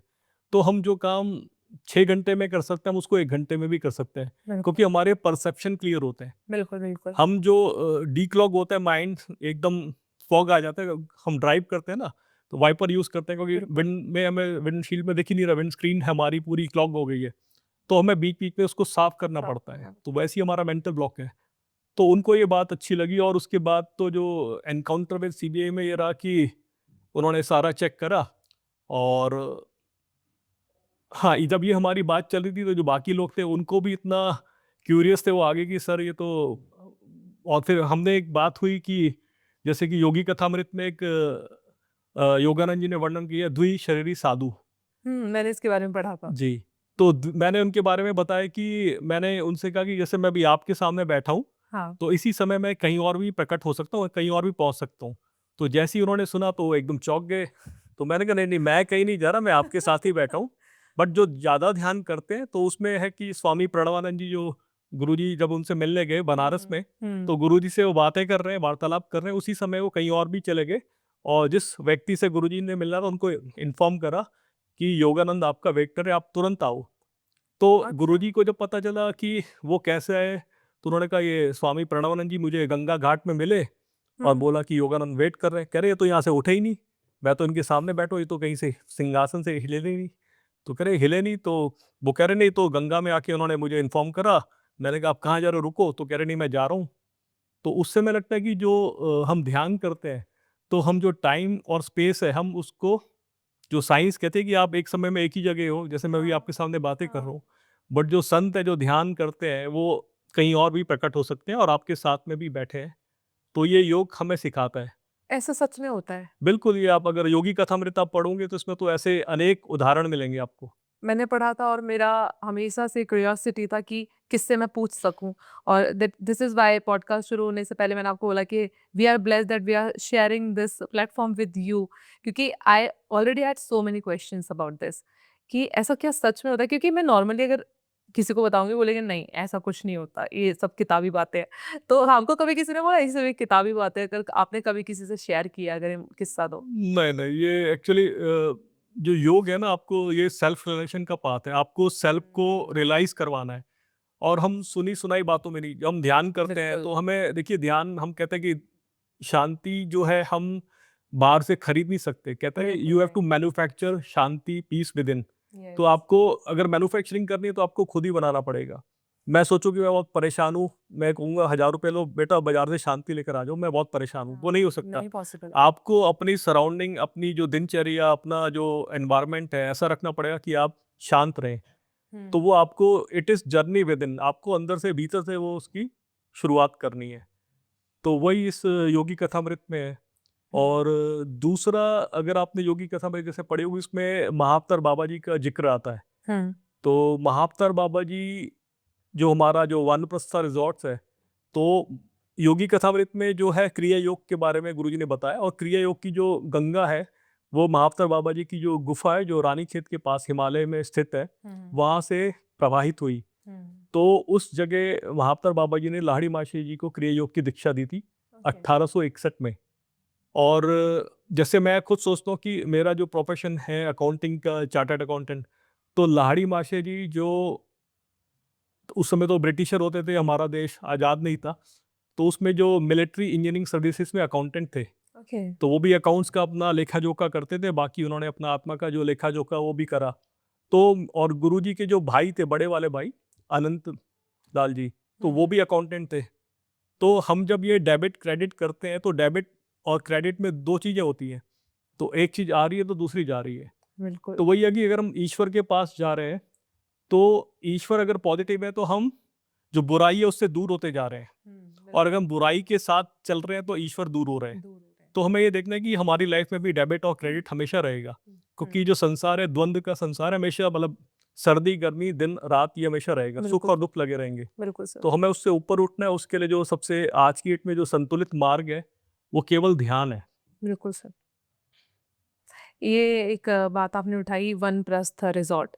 तो वनप्रस्थ रिजॉर्ट है जो, उसका आइडिया कैसे आया आपके दिमाग में? वानप्रस्थ ये था कि जैसे मेरे को, हम उत्तराखंड से बिलोंग करते हैं, तो मुझे पहाड़ों से था कि शुरू से लगाव था, बचपन से जाते थे, हमारा वहाँ पे ननिहाल होता था तो हम जाते थे। तो पहाड़ों से हमें ये सीखने को मिलता है कि एक तो अपरिवर्तन ही है, आप जाएंगे पहाड़ में जो आपको दिखेगा तो जो पहले हजारों साल से थे वही चीज़ आपको दिखेगी। बिल्कुल बिल्कुल। तो जो एक स्थिर है और वो वहीं पे उसमें स्थिरता थी। स्थिरता है, तो स्टेबिलिटी। और आप देखिए कि जो योगी है अगर वो ध्यान में बैठ गया वो भी स्थिर है। हाँ तो जी। पर्वत से हमें लगता था कि वो एक स्थिरता को रिप्रेजेंट कर रहे हैं, Represent कर- और जीवन में स्थिरता आनी बहुत जरूरी है।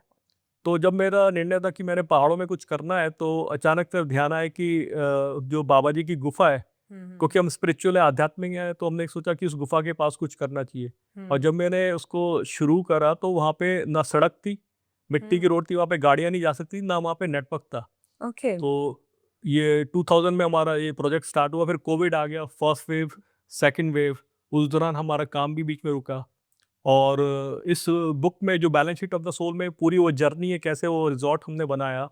और उसमें मेरे साथ पर्सनली ये हुआ कि लोग कहते हैं कि हम कुछ काम करते हैं तो उसमें हमने पसीना बहा है, तो इस रिजॉर्ट में मेरा खून और पसीना दोनों बहा है। क्योंकि जब मैं इसको बना रहा था तो हमारा एक पूरा वानप्रस्था जो नाम है, वानप्रस्था means living in the forest, वन में जाके रहना। बिल्कुल। तो हमारा पूरा जो रिजॉर्ट है पूरा वन जंगलों के बीच में था। और फिर हमारा योग से नाता है, तो मैंने इसको यौगिक उसमें बनाया, पूरा सात्विक Okay. रिजॉर्ट है। तो हमारा जो पहला जो ब्लॉक बना वो वैदिक ब्लॉक था, तो 4 वेद हैं, ओके। ऋग्वेद, यजुर्वेद, सामवेद, अथर्ववेद। तो हमारे रूम्स के नाम भी वैसे ही हैं, वेदों में। ओह, वेरी नाइस कांसेप्ट। और दूसरा जो ब्लॉक बना हमारा वो अष्टांग योग था। उसमें यम, नियम, आसन, प्राणायाम, प्रत्याहार, धारणा, ध्यान, समाधि, ये हमारे रूम के नाम है। तो ये 2 ब्लॉक रेडी हुए। तो जब ये कंस्ट्रक्शन चल रहा था तो वैदिक ब्लॉक बन रहा था, तो मुझे याद है कि उस दौरान कुछ लोहे का फ्रेम था, मैं जब देखने गया तो मेरा ऊपर ध्यान था, कॉन्ट्रैक्टर कहता कि सर आप ये देखो यहाँ लाइट्स कैसे लगेगी, तो मैं नीचे प्लैंक हिले, मैं वहाँ पे गिरा। तो मेरा जो राइट हैंड था ये पूरा डिटैच हो गया, ये अलग हो गया, और यहाँ पे मेरी आईब्रोज के यहाँ पूरी चोट आई। तो मैं खुद दिल्ली से आता ड्राइव करने करके गया। तो ये मेरे ख्याल से जुलाई 2001 की बात है। ओके। और उस दौरान हमारा कंस्ट्रक्शन भी चल रहा था और कोविड भी था। और हॉस्पिटल में इतनी बुरी हालत थी, हम जा नहीं सकते, नहीं क्योंकि जा कोविड में तो कोविड के पेशेंट ही बिल्कुल रहेंगे। बिल्कुल तो बिल्कुल। फ्रैक्चर हो गया, और दिल्ली से मैं 450 किलोमीटर दूर जंगल में था, तो कैसे करें। तो और पेन इतना था। पर जब मैं गिरा तो मुझे लगा कि बाबा जी ने मुझे अब एक्सेप्ट करा, क्योंकि महाअवतार बाबा जी अभी भी कहते हैं कि 2000 सालों से अभी भी हैं। और बाबा जी की कृपा जब होती है तब बाबा जी उनको दर्शन देते हैं, बिल्कुल। और वो अपने अपने तरीके से आशीर्वाद देते हैं। तो जब मुझे गिरा, मुझे चोट लगी, दर्द तो हुआ, बट मेरे को लगा कि अब बाबा जी ने मुझे एक्सेप्ट कर लिया, क्योंकि मेरे मन में हमेशा ये दुविधा थी कि मैं महाअवतार बाबा जी की गुफा के पास एक कॉमर्शियल एक्टिविटी शुरू कर रहा हूँ, तो क्या ये जायज़ है, मतलब बाबा जी इसको पसंद करेंगे। तो हमेशा ये प्रश्न था। बट जब मैं गिरा तो मुझे तनिक भी ये नहीं लगा कि मेरे साथ कुछ गलत हुआ। तो मुझे लगा बाबा जी आपने मुझे इस रूप में आशीर्वाद दिया, अब आपने मुझे एक्सेप्ट कर लिया।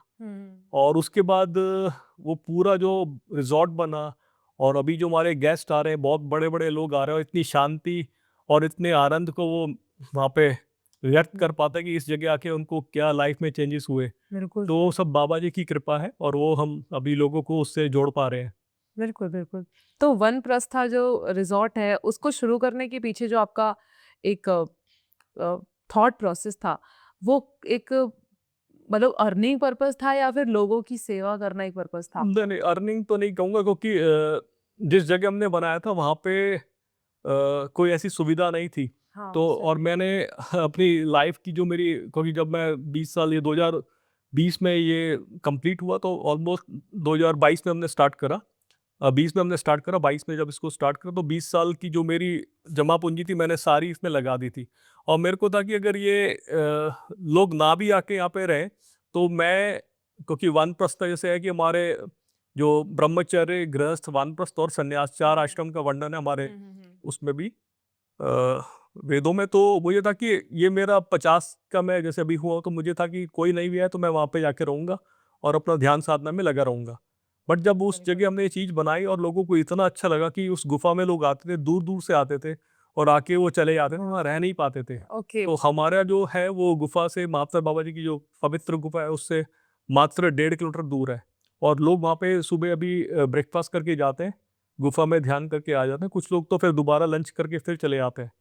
तो लोगों को एक बहुत अच्छा वहाँ पे सुविधा मिली, और प्लस उस जगह वो बैठ के उस जगह का एक आनंद ले। आत्मिक अनुभव ले पाते हैं। बिल्कुल। तो उनको जो शांति और जो आनंद वहाँ पे मिलता है, तो वो हमारी सबसे बड़ी पूंजी है। बिल्कुल। दूसरा ये था कि हमने देखा कि पहाड़ों में जो लेडीज़ है, वुमेन है, वो सारा काम वही करती हैं। तो हमने इसको फिर ऐसे जोड़ा कि हमारा एक तो सात्विक रिज़ॉर्ट है, और हमने इसको वुमेन एम्पावरमेंट का भी एक ज़रिया बनाया। हमारा जो रिज़ॉर्ट में, इसमें 100% जो स्टाफ है सारी लेडीज़ है, वाओ, और अमेजिंग। लोकल जो लेडीज़ हैं वो काफ़ी मेहनती होती है। तो वुमेन लाइवलीहुड बिल्कुल पे हम सर। काम कर रहे हैं। दैट्स अमेजिंग तो इनिशिएटिव। ये हमारा एक था, और इसको काफ़ी लोग इसको बहुत अच्छा पसंद कर रहे हैं। सर, वन प्रस्था फाउंडेशन के बारे में आप कुछ बताइए। वानप्रस्था फाउंडेशन, क्योंकि हमारा बेसिक जो इसमें मोटिव था चैरिटेबल एक्टिविटी करना था, वानप्रस्था रिजॉर्ट का भी। और जिस क्षेत्र में हम अभी कार्य कर रहे हैं, ये एक दुर्गम एरिया है उत्तराखंड में, जो ग्रामीण इलाका है वहाँ पे है। तो यहाँ पे कई समस्या है, जैसे स्कूल्स हैं बट स्टूडेंट्स नहीं आते। क्यों नहीं आते? क्योंकि वहाँ बेसिक फैसिलिटीज़ नहीं है, टॉयलेट्स नहीं है। तो अभी हमने वहाँ पे जो प्राइमरी और जो मिडल जो स्कूल्स हैं, वहाँ पे हमने टॉयलेट्स का जो ब्लॉक है उसको पूरा रिनोवेशन करा। अमेजिंग। और जो हमारा जो वानप्रस्थ, क्योंकि वन है और प्रस्थ है, तो हाँ। वानप्रस्थ में जब हमने देखा कि वहाँ पे फॉरेस्ट में जो फायर काफ़ी होती है, पहाड़ों में जो जंगलों में आग लगती है, बिल्कुल। तो हमारे ऐसी फाउंडेशन स्टार्ट हुआ, तो हमने वहाँ पे 1000 पेड़ का संकल्प किया, तो हमने पेड़ लगाए वहाँ पे।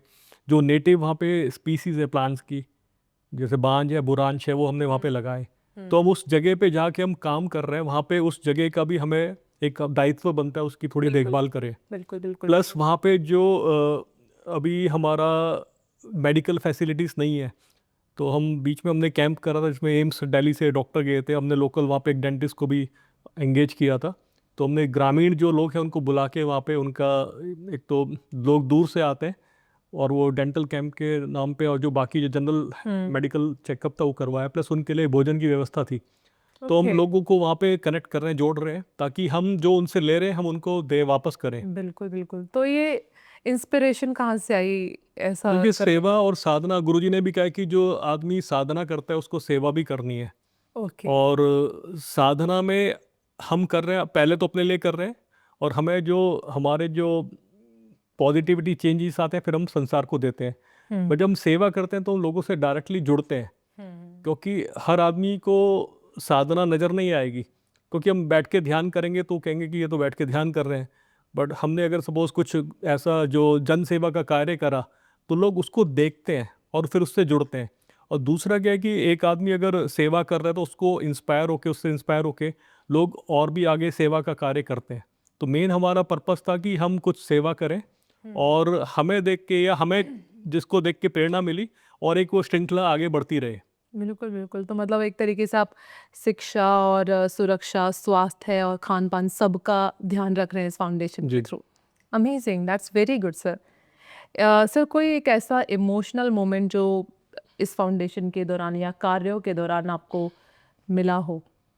जो वानप्रस्था फाउंडेशन या वानप्रस्था रिजॉर्ट के थ्रू जो हमने देखा, सबसे बड़ा सेटिस्फेक्शन ये होता है कि वहाँ पे जो ग्रामीण अंचल में जो महिलाएं हैं, क्योंकि पूरी जो इकोनॉमी है पहाड़ की वो लेडीज़ वहाँ पे उसको चलाती हैं। बिल्कुल चलाती हूँ। क्योंकि आप देखिए कि सुबह उठने से लेके वो घास काटने जाएंगी, पहाड़ों में पानी नहीं होता, नौले से पानी लेकर आएंगी और खाना बनाएंगी, फिर बच्चों को स्कूल भेजेंगी, फिर थोड़ा जो अपने लिए जो उनको समय मिलेगा उसमें बाकी काम करेंगी, फिर शाम को उनका वो रूटीन शुरू हो जाता है। बिल्कुल तो बिल्कुल। हमने देखा कि और क्योंकि उनका जो खेती बाड़ी में उनकी पूरी अर्थव्यवस्था निर्भर थी, उनको कहीं और से तो नौकरी का वहाँ पे सोर्स है नहीं, बिल्कुल तो हमने देखा कि अगर वहाँ पे कुछ ऐसा शुरू करेंगे, रिजॉर्ट या कुछ भी करेंगे, तो हम इन लोगों से जुड़ पाएंगे। क्योंकि हम ऐसी जगह हम दिल्ली से स्टाफ लेके नहीं जा सकते, तो हमें उन लोगों को ही लोकलाइज मोबिलाइज करा। और क्योंकि हमें मेरा मेन मानना है कि क्योंकि होटल रिजॉर्ट का नाम से लोग सोचते हैं कि यहाँ पे क्या होगा, हाँ क्योंकि लोग पॉजिटिवली उस जगह तो नहीं लेते। हम शहरों में अगर जाते हैं, हम देखते हैं बड़े बड़े होटल रिजॉर्ट है, गोवा जाते हैं या कहीं पे जाते हैं, बट उस जगह जहाँ पे अभी तक सड़क नहीं थी, यहाँ पे मोबाइल के टावर नहीं थे, वहाँ पे हमने जब ये शुरू करा तो हमारा मेन मोटिव यही था कि एक तो जो बाबा जी की गुफा में लोग आते हैं उनको एक सुव्यवस्था वहाँ पे मिले, उनको रहने के लिए, खाने के लिए एक अच्छी व्यवस्था मिले, प्लस जो उस जगह से लोग जुड़े हुए हैं, जो आसपास के गांव हैं, उनको एक रोजगार का माध्यम मिले। बहुत तो बड़ी ये बात प्रेरणा है। थी हमारी। बहुत बड़ी बात है कि छोटे मोटे लोगों को एक बड़ा रोजगार आपने दिया है जो लाइफ टाइम उनके साथ रहेगा। और जैसा मैंने बताया कि जो वानप्रस्था रिजॉर्ट है, इसमें हमारा पूरा वुमेन ही इसमें सारी कार्य कर रहे हैं, तो 100% वुमेन लाइवलीहुड पे हमारा ध्यान है। तो इनडायरेक्टली हम उस जगह की जो इकोनॉमी को भी देख रहे हैं उसके हिसाब से। बहुत अच्छा है सर, मतलब very good to know all this from you. So sir, अब बहुत सारी चीज़ें हैं जिन पे हमने आपसे जाना और बातें करी, और गहराई में आपने उनके बारे में हमें बताया कि आपने कैसे किया, कैसे शुरुआत की। इसके अलावा मैं आपसे पूछना चाहूँगी कि डेली रूटीन आपका कैसा होता है? देखिए, जैसे हर संसारिक आदमी का या व्यक्ति का एक रूटीन होता है, क्योंकि हमें अपनी फिजिकल बॉडी का भी ध्यान देना है और माइंड, जिसे हम माइंडफुलनेस कहते हैं, प्लस एक हमारा जो भी हमें जो ईश्वर प्रदत्त कार्य मिला उसको करना है। बिल्कुल। क्योंकि हमें अपनी जो रूटीन को फॉलो करना है, जो आजीविका उसको भी चलानी है। तो हमारा रूटीन थ्री फोल्ड होता है। एक तो हमें पर्सनल लेवल पे हमें कि हमें जो भी सुबह जैसे हम उठते हैं साधारण तौर पे, तो आपको उठ के ईश्वर का ध्यान करना है, क्योंकि सारी ऊर्जा सारी शक्ति वहीं से आ रही है। बिल्कुल। और उसके बाद आपको, आप तैयार होते हैं, फ्रेश होते हैं, आपको जो भी कार्य मिला है आप उसको करते हैं और ईश्वर की उस चेतना के साथ आप जुड़ते हैं, जो भी कार्य करते हैं उसमें वो लेके चलते हैं। बिल्कुल। उसमें आपको एक एक फ़ायदा एक ये भी है कि जब आप ईश्वर को साथ में लेके या ध्यान के द्वारा आप कार्य करते हैं, तो आप जिससे भी मिलते हैं तो वो आपकी ऊर्जा को पहचान पाता है, और एक जो ऑरा क्रिएट होता है, उस ऑरा में वो आपके साथ आता है और आप देखेंगे कि आपको अच्छे लोग ही मिलेंगे। क्योंकि जो वाइब्रेशन एक्सचेंज होती है उसमें जो नेगेटिव लोग हैं वो आपके रास्ते से हट जाएंगे। तो जैसे मैग्नेट है, वो लोहे को अट्रैक्ट करता है, आयरन को। तो अगर आपका जो इनर मैग्नेट काफ़ी स्ट्रॉन्ग है तो आपके पास ऐसे लोग आएंगे जो आपको और प्रेरित करेंगे। बिल्कुल बिल्कुल बिल्कुल सही बात है। और बहुत सारे लोग हैं, बिकॉज 90% जो आज का यूथ है वो स्ट्रेस्ड है काम की वजह से, बहुत सारी चीज़ों की वजह से। तो उनको क्या मैसेज देना चाहोगे आप? मेरा तो एक ही मोटो और मोटिव है कि बी कामली एक्टिव, एक्टिवली काम। इसको मैं ऐसे समझ सकते हैं कि जब आप कार्य कर रहे होते हैं, कोई भी कार्य कर रहे हो, हाँ। तो चाहे छोटे से छोटा कार्य हो, आप अगर सपोज जैसे हम महिलाएं घर पे हम बर्तन साफ कर रहे हैं, झाड़ू लगा रहे हैं, कोई भी हम कार्य कर रहे हैं या कुछ हम पढ़ाई कर रहे हैं, तो उसमें आपकी चेतना में ईश्वर साथ में आपके होना चाहिए। तो जब आप बी कामली एक्टिव, एक्टिवली काम, और जब आप ध्यान कर रहे हैं उस समय आपका पूरा माइंड पूरा उस ध्यान पे है। जो भी आपने कार्य करा उसको आप पीछे रख दीजिए, उस समय आप ध्यान पे हैं, आपका पूरा माइंड फोकस वहीं पर है। बिल्कुल। और उस, क्योंकि अब इसमें एक्टिवली काम कैसे होगा, बी कामली एक्टिव, एक्टिवली काम, जब आप ध्यान करते हैं तो आप एक शांति का एक अनुभव करते हैं, उस शांति को फिर आप अपने कार्य में यूज़ करते हैं, और कार्य में जो ईश्वर को आप शांति लेके चल रहे हैं, फिर आपका ध्यान भी वैसे ही अच्छा होगा। तो ये इंटरलिंक्ड है दोनों चीज़ें। बिल्कुल बिल्कुल। इवन जितनी भी बातें आपने कही वो मेरे लिए भी बहुत मतलब प्रभावित है। मतलब मैं खुद उसको बहुत इम्प्लीमेंट करने वाली हूँ, and definitely I'm gonna see good results after that. So जो हमारे listeners हैं, जो सुन रहे हैं अभी ये podcast, आपको देख रहे हैं, तो उनके लिए आप क्या मैसेज देना चाहेंगे सर? उनके लिए तो मैं यही कहना चाहूँगा कि इन्वेस्ट इन योर लाइफ, क्योंकि आपको जो ये जीवन मिला है, जैसे कहते हैं ना, ज़िंदगी नहीं मिलेगी दोबारा, पर जीवन, मैं कहना चाहूँगा कि भगवान हमें बार बार यहाँ पे भेजेंगे जब तक हम सीख नहीं सकते जिस कार्य के लिए भेजा है, हमें बार बार यहाँ पर आना पड़ेगा। तो ज़िंदगी तो आपको बार बार मिलती रहेगी, बट आपको यूटिलाइज कैसे करना है, आपको करना है कि आप ऐसा काम करके जाओ कि आपको दोबारा आना ना पड़े। तो उसके लिए आप यही कर सकते हो कि आपको जो भी कार्य मिला है उसे, जैसे अभी हम जो रिकॉर्ड कर रहे हैं, तो जो ईश्वर है वो पूरे स्टेज का डायरेक्टर है, राइट उसने हमें एक रोल प्ले करने के लिए दिया। राइट अगर मुझे अमीर का रोल दिया तो जो उसने रोल दिया मैं उसको बेस्ट उसको करूँ, प्ले उसको अच्छे से प्ले करूँ, उसको निभाऊं, और जब वो कट बोलता है तो फिर मैं चले जाऊँ। ये नहीं कि मैं उस रोल से अटैच हो गया। तो मेरे को अभी इस उसमें जो रोल मेरे को मिला है एक सीए का, प्रोफेशनल का, तो मैं बेस्ट करूँ, एथिकली कार्य करूँ, जो भी मेरे पास आए उसको मैं अपनी बेस्ट सर्विसेज दूँ, प्लस जो मेरा कामली एक्टिवली काम का है, जो मेरा वर्क लाइफ बैलेंस है उसमें भी फोकस करूँ। क्योंकि अगर मैं खुद बैलेंस और फोकस नहीं रहूँगा तो मेरा जो मेन जो प्राइमरी मोटिव है, जो कार्य है, वो ठीक से नहीं कर पाऊंगा। तो यूथ के लिए ये संदेश है कि अपनी लाइफ में इन्वेस्ट करिए। हम स्टॉक मार्केट में, हम प्रॉपर्टी में इन्वेस्ट करते हैं और उसको वहीं छोड़ के चले जाते हैं, हाँ क्योंकि हम लेके तो जाएंगे नहीं। बिल्कुल बट अगर आप अपने में इन्वेस्ट करेंगे, आप बैलेंस शीट अपनी बनाइए, उसमें एसेट्स और लायबिलिटी आपके पास दोनों है, तो आप देखिए कि आपका इन्वेस्टमेंट कहाँ पे जा रहा है। क्या आप अपनी लायबिलिटीज बढ़ा रहे हैं, एंगर, जेलसी, हेट्रेडनेस, या आपका कंपैशन बढ़ रहा है, लव, काइंडनेस, एम्पैथी, सिंपैथी। तो हमें अपनी बैलेंस शीट को सुधारना है ताकि जो हमारी नेट वर्थ है, एसेट्स माइनस लायबिलिटी, हमेशा पॉजिटिव रहे। बिल्कुल एसेट्स हमेशा हमारे ज़्यादा रहेंगे और लायबिलिटीज रहेगी, क्योंकि बिना उसके तो हम जीवित नहीं रहेंगे। हम संसार में, हमारे पास दोनों चीज़ें रहेंगी, बट हमें अपने एसेट्स को बढ़ाना है ताकि हमारी नेट वर्थ हमेशा पॉजिटिव रहे। बिल्कुल सर बिल्कुल। और बहुत ही अच्छा मैसेज दिया आपने लिसनर्स को, और बहुत सारे ऐसे लोग होंगे जो आपसे जुड़ना चाहते होंगे कि सर से हमें बात करनी है, या उनको खुद के लिए, खुद पर्सनली आपसे कुछ शेयर करना है, या फिर आपके जो करोल बाग में आपका फाउंडेशन है वहाँ पे आना है, या फिर वनप्रस्थ जाना है उन्हें, तो आपसे वो कैसे जुड़ सकते हैं सारे लोग? इसमें जो ध्यान के लिए जुड़ना चाहते हैं तो योगदा सत्संग सोसाइटी ऑफ इंडिया है, हमारा रांची में मेन आश्रम है, और कोलकाता में दक्षिणेश्वर में है, और नोएडा में हमारा, एनसीआर में नोएडा में बहुत बड़ा आश्रम है, वाओ और रानीखेत के पास जो द्वारा आट है वहाँ पे आश्रम है। अभी चेन्नई में हमारा एक आश्रम अभी आरंभ हुआ है। तो हर जगह, ईस्ट वेस्ट नॉर्थ साउथ, हर जगह हमारे आश्रम है। सभी लोग और आपसे जुड़ हाँ, सकते हैं। गूगल में, वेबसाइट में आप योगदा सत्संग सोसाइटी आप करेंगे तो आपको सारी, जहाँ पे जिस जगह आप हैं वहाँ पे आप उसको पाएंगे। दूसरा जो योगानंद जी का सबसे अच्छा कार्य ये था कि उन्होंने जितने हमारे टेक्निक्स है जो हम करते हैं, तो वो सारी लेसन्स के द्वारा उन्होंने हर जगह पहुंचा दी है। आप मेंबर बनेंगे और आप एनरोल करेंगे, और इसमें कोई चार्जेस नहीं है, सिर्फ वो जो डाक के द्वारा जो कोरियर चार्जेस है, आपके पास प्रिंटेड लेसन्स आ जाएंगे, आप उसको पढ़िए, और पढ़ के आपकी अगर लाइफ में चेंज होता है तो उसको आप आगे और करिए। आप क्रिया योग की दीक्षा लीजिए और आप पाएंगे। और मेरे ख्याल से अगर आपने ये योगी कथामृत या ऑटोबायोग्राफी ऑफ ए योगी आपने अगर पढ़ी है, तो आज के युग में हम देखा जाए तो जो विराट कोहली है, विराट कोहली ने इस बुक को काफ़ी सराहा। उन्होंने कहा कि ये एक ऐसी किताब है जिसने मेरे जीवन को बदल दिया। तो योगी कथामृत और विराट कोहली के, हम रजनीकांत जो है साउथ के सुपरस्टार, उन्होंने इस पुस्तक से प्रेरणा पाई। तो ऐसे अनगिनत आपको उदाहरण मिल जाएंगे कि जिन्होंने इस पुस्तक को पढ़ा, और मेरी खुद की लाइफ में आपके सामने हो। बहुत चेंज आए। तो ये, आप इस पुस्तक को अगर आप लेंगे तो आप बिना चेंज हुए आप नहीं रह पाएंगे। बहुत ही बढ़िया सर, मतलब बहुत बहुत इंस्पिरेशनल है ये चीज़ कि एक पुस्तक लोगों की ज़िंदगी बदल सकती है, and everybody should read this book, जिसको भी जीवन में चेंज करना है, आगे बढ़ना है।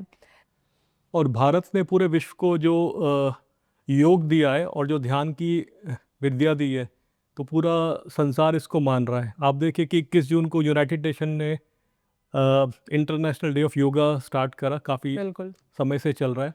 और अभी हमारा 21 दिसंबर को अंतर्राष्ट्रीय ध्यान दिवस, इंटरनेशनल डे ऑफ मेडिटेशन हमारा आने वाला है। तो मैं ये कहूँगा कि ये सही मौका है और अच्छा मौका है।